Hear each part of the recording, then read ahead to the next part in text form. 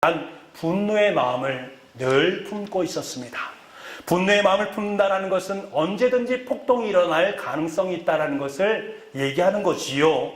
그렇기 때문에 총독은 이런 상황을 미연에 방지하기 위해서 가이사랴에 있는 군대들을 이 예루살렘으로 이동을 시켰습니다.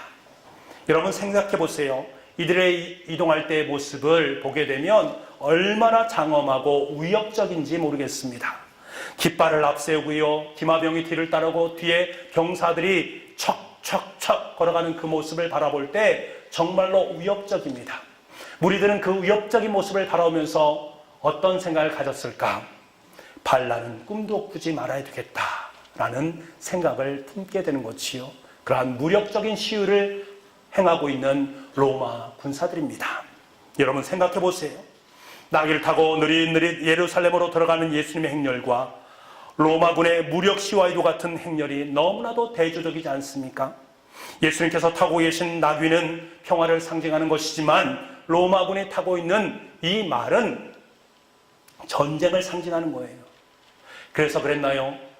오늘 본문의 말씀인 보면 오늘의 본문의 저자인 마태는 예수님께서 예루살렘으로 입성할 때 예루살렘 사람들의 모습이 어떠했는가? 온 성이 소동했더라라고 표현하고 있습니다. 소동했다라는 말은 무엇을 말합니까? 본래 지진으로 인해서 땅이 흔들리는 것을 의미합니다. 여러분 이것은 무엇을 말합니까? 예수님의 이 존재는 메시아적인 존재인데 이분이야말로 기존 질서를 흔들어 놓고 새로운 질서를 창조하실 분이다라는 것을 인지한다라는 거예요. 지금 오늘 본문의 말씀을 쓴 마태의 마음속에도 이 마음이 있는 거예요. 예수님께서 로마군을 물리치시고 기존 질서를 새롭게 재편하기를 원하는 그 마음이 담겨 있었다라는 것입니다. 온 성 사람들도 그리고 무리들도 그러한 생각을 품었다라는 거지요. 이러한 상황 속에서 유대인들은 메시아로서 예수님이 갈릴리에서 드러나신 그 놀라운 능력을 가지고 로마군을 물리치고 이스라엘 민족을 재건하기를 원하는 그 간절한 염원을 담았던 것입니다. 제자들도 마찬가지입니다. 야고보와 요한은 그 왕국에서 가장 높은 자리를 저에게 주십시오라고 청탁하는 모습을 우리는 보게 됩니다. 여러분 그렇다면 이러한 상황 속에서 예수님의 마음은 과연 어떠하셨을까? 예수님의 마음은 과연 어떠하셨을까? 수많은 사람들이 몰려와서 호산나, 호산나를 외쳐댑니다. 예수님을 메시아로 환호합니다. 예루살렘이 소동하고 있습니다. 온 사람들이 기쁨에 들떠있는 상황 속에 놓여 있습니다. 이때 예수님의 마음은 어떠했을까? 너무나 답답하지 않았겠습니까? 나는 지금 죽으러 가는데 사형장으로 끌려가는데 너희들은 너희가 구하는 것을 알지 못하고 있구나. 내가 마시려는 그 잔을 너희들이 마실 수 있겠느냐? 그 고난의 잔을 너희들이 마실 수 있겠느냐? 마음속으로 묻고 또 물으셨을 것입니다. 사랑하는 성도 여러분, 예수님께서 예루살렘으로 입성하는 모습을 보면서 무리들이 예수님을 메시아다라는 것을 인지한 것은 참으로 옳은 일입니다. 이분이 바로 예수님이 이분이 바로 메시아다라는 사실을 깨달은 것은 너무나도 잘한 것입니다. 하지만 제자들과 무리들이 제대로 파악하지 못한 것이 있습니다. 메시아이신 예수님께서 무엇을 하실지에 대한 부분에서 그렇습니다. 이것에 대해서 무리들은 제대로 예수님의 의도를 파악하지 못했습니다. 이분이 메시아인데 이 메시아가 과연 우리를 위해서 무엇을 해주실 것인가에 대한 부분을 그 정확한 의도를 파악을 하지 못했다라는 거예요. 여러분 보세요. 그들이 예수님께서 지금 예루살렘에 입성해서 십자가에 못 박히시게 되는데 그 정확한 의도를 깨달았을 때 그들은 어떠한 모습으로 돌변하고 있습니까? 오늘 말씀이 있고 난 다음에 5일이 지난 후에 그들은 빌라도 법정에서 소리를 칩니다. 예수를 십자가에 못 박으십시오. 예수를 십자가에 못 박으십시오. 라는 사람들로 돌변하고 있습니다. 제자들은 예수님의 십자가 곁에 있어주지 않습니다. 모두가 다 뿔뿔이 흩어집니다. 예수님의 제자였던 베드로, 그도 예수님에 대해서 3번이나 부인하고 예수님을 정죄하는 그러한 모습을 서슴지 않고 있습니다. 하나같이 이들은 메시아를 간절히 기도했고 메시아를 알아보았음에도 불구하고 메시아가 그들에게 주려고 했던 참된 진리를 그들은 부인하고 있습니다. 이들은 누군가로부터 구원을 간절히 원하면서 호산나 호산나 나를 구원해 주십시오, 나를 구원해 주십시오라고 말을 했지만 정작 그들을 구원하시기 위해 오신 예수님의 참된 구원을 그들은 보지 못하고 있습니다. 주님께서는 인간의 불행을 근본적으로 고칠 수 있는 구원의 길을 열어주시려고 하지만 우리들은 지금 당장 먹고 사는 문제, 정적인 그 문제에 더 많이 관심이 있는 거예요. 가장 중요한 것을 찾지 못하고 그 중요한 것을 붙잡지 못하고 있는 그들의 모습을 보게 됩니다.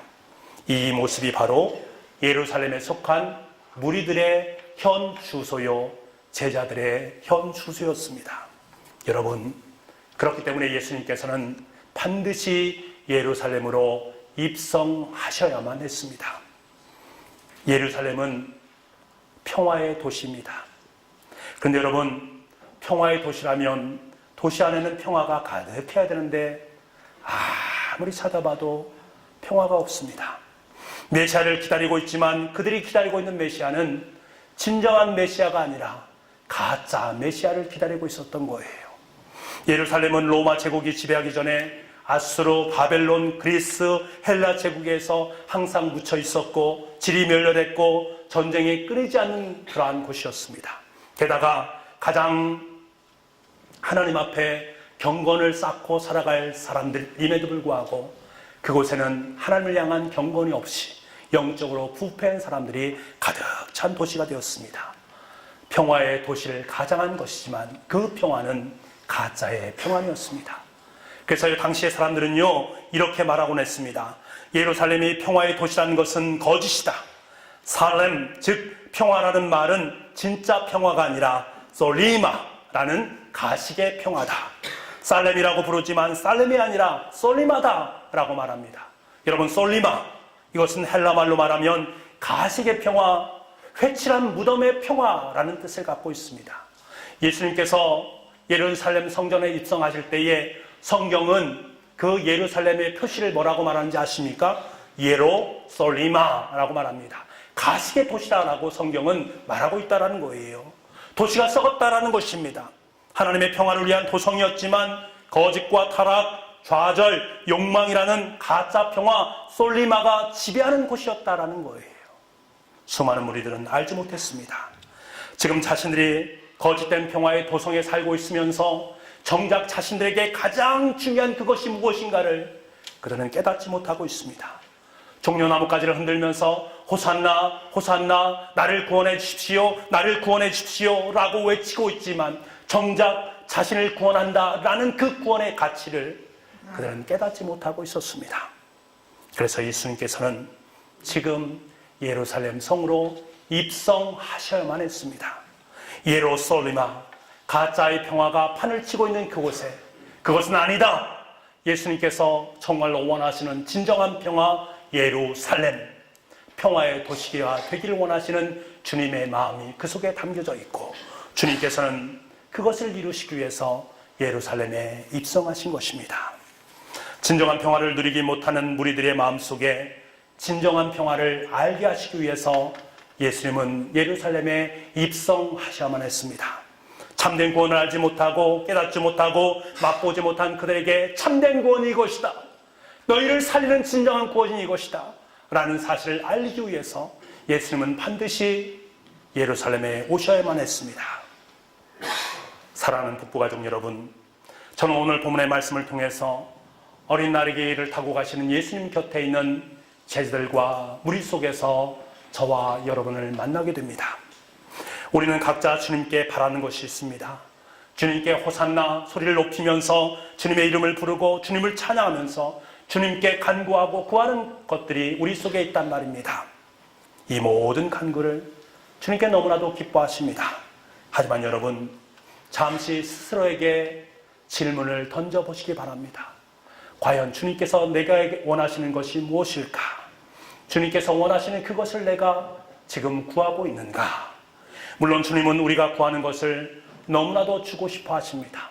왜냐하면 우리는 주님의 자녀들이기 때문에 그렇습니다. 그런데요, 주님은 거길에 머무르기를 원치 않으십니다.